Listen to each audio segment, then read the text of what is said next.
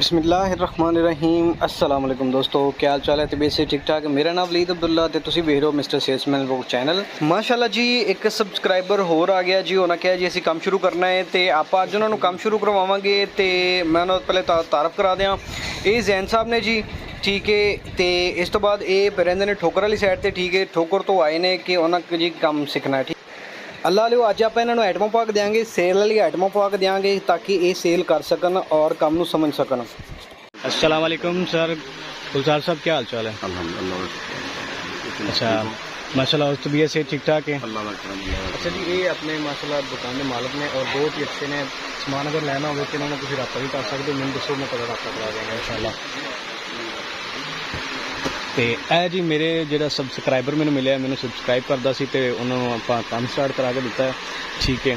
तो माशाल्लाह इन्वेस्टमेंट भाई जी ज़्यादा सी ते आसमान लो जनाबे वाला आप इन्होंने समान वगैरह पवा दिता, ठीक है। मार्क्स वगैरह ने 3D क्रीम ब्लीचा ने, हेयर कलर ने, दंदां वाले बुरश ने, पार्ले क्रीम ब्लीच है, तो स्पीड हाईजन सेल वगैरह और हेयर रिमूवर वगैरह पवा के दिते ने, ठीक है।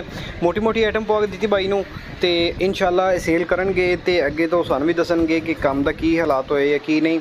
इन्हां को आप हफ्ते बाद इंशाअल्लाह रिव्यू भी लावांगे। तो बाकी भाई को पूछने हैं कि भाई का नाम की वगैरह की। क्या नाम है जी आपका? अली जैन। अली जैन भाई का नाम है, ठीक है। कहाँ से आए हैं? चूंग से। चूंग से। ये मेरा चैनल देखते हैं, ठीक है। ये चूंग से आए हैं, ठीक है। इसके बाद अब इनको काम शुरू करवाया और सच में काम शुरू करवाया है। मेरा दोस्त भी था और मैंने इसने यूट्यूब चैनल देखा तो उसने कहा कि यार मेरे वाला काम मैंने भी करना है, ठीक है। तो मैंने अब इसे स्टार्ट करवा दिया। और जैन साहब पहले क्या करते थे आप? पहले कुछ भी, पहले फ़िलहाल तो ये पढ़ता था, ठीक है। अब माशाल्लाह काम स्टार्ट किया इसने, तो अल्लाह पाक बरकत डाले। काफ़ी खुश है ना, काम स्टार्ट हो गया? शुक्र अल्हम्दुलिल्लाह, काफ़ी सही है। जी जी शुक्र अल्हम्दुलिल्लाह। चलो जी अल्हम्दुलिल्लाह। बाकी ये था आज, और बाकी इसका मार्केट में दूसरी भी दिखानी है, मार्केट भी, वो भी मैंने काम स्टार्ट करवाया, ठीक है। और ये जो है ना बाकी इंशाल्लाह जो बाकी जाता हूँ उसका भी रेट मैं आपको बता देता हूँ। बाकी लो सारे आप इन्हों चाय वगैरह पिलाने तो नाले थोड़ी गपशप लाने, ठीक है। चाय बिस्किट खा के तो उस तो बाद इंशाल्लाह चलने आप खलोना मार्केट भी तुहानूं दिखावांगा कि जो रनिंग आइटम होएगी वही बाई नूं पवा के देंगे।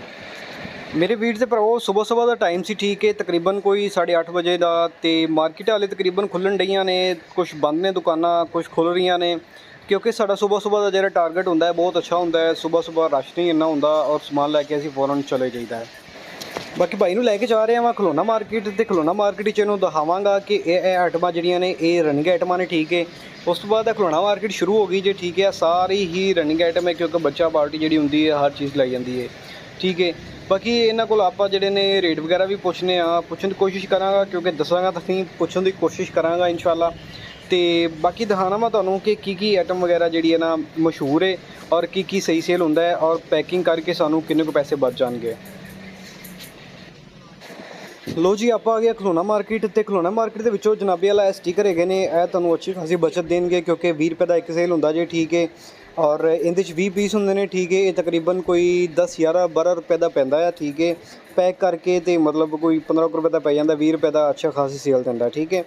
उस तो बाद काफ़ी आइटमां पईयां ने जी। 14 अगस्त को आ रही है। 14 अगस्त के हवाले नाल अल्लाह दे बंदो चंडियां वगैरह और काफ़ी बैच वगैरह और बैन, हेयर बैन वगैरह सारा कुछ तकरीबन हर चीज़ विकदी है, ठीक है।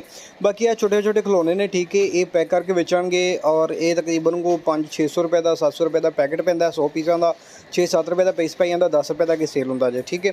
इहदे च भी काफ़ी अच्छी खासी बचत लभ जांदी है मेरे वीर ते भराओ। यह आइटमां हुंदियां जी, ठीक है, जिन्हां चों तकरीबन कोई 2-4 रुपये लभ जांदे ने, ठीक है, पर पीस विचों। तो बाकी यह अपना छोटा जिहा अज दा व्लॉग हैगा सी, ठीक है। सबसक्राइबर नूं तुहानूं विखाना सी और उन्हें काम शुरू कर लिया माशाअल्लाह। अल्लाह पाक उन्हें काम च बरकत पावे। हर किसी लिए दुआ करो कि अल्लाह पाक उन्होंने कामयाब करे। तो बाकी मिलने अपनी नैक्सट वीडियो दे विच, उदों तक अल्लाह हाफिज़। ते चैनल नूं जरूर सबसक्राइब करो।